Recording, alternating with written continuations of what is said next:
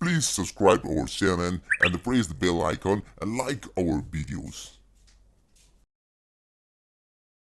Ngangsa langanu ko nakoi oza nasidi yam nungai ba paw ma haige madudi aikoi kobru jingda numit kunni study tour chalani ko maduda nakoi na chana ba chen kizi ahum mi ammam gi pigani yare dana yare ko Ada!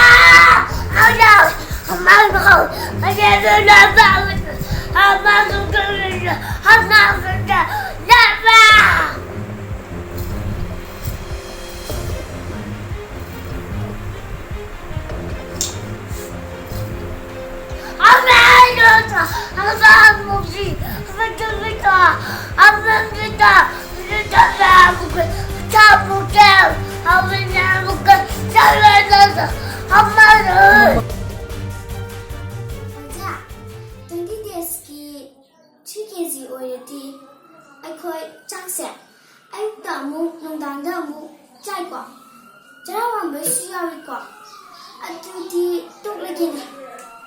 Adu already 40 times the Jajani Bokoi 40 times already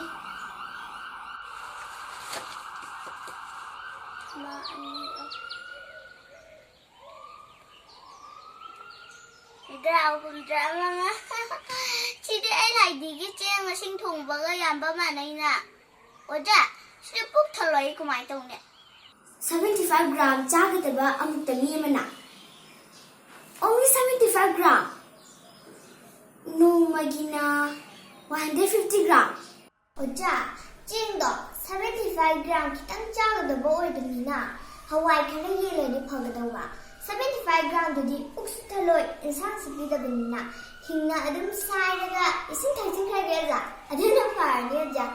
Oja ID 150 gram di sai 75 gram kitang charadi iyang ga loi counterani hinjang ji pidi sa khatang charadi kamai tongdino kabuda di dukan so amata phamlam moi leijagi su Oja, chinh du chabun da di kamai chane.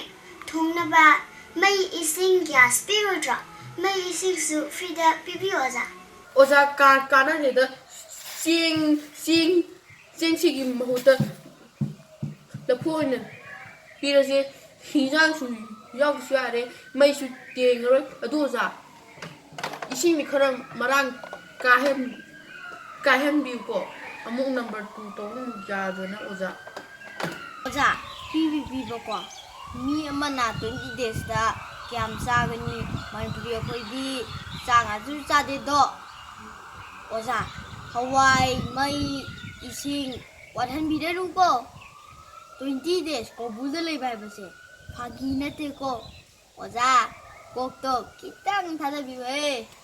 si noi oza wa hairage taro oza na pirise nakoi gi hana na chana ba legjaba duda khara mateng oina ba pibani maduda phare adubu nakoi gi wasing taraga sengsu kiji manga da henkalasiko hawai kiji amaga mai ising thau thumduna free oilasi adudi noi so harare dana. Please subscribe our channel and press the bell icon and like our videos.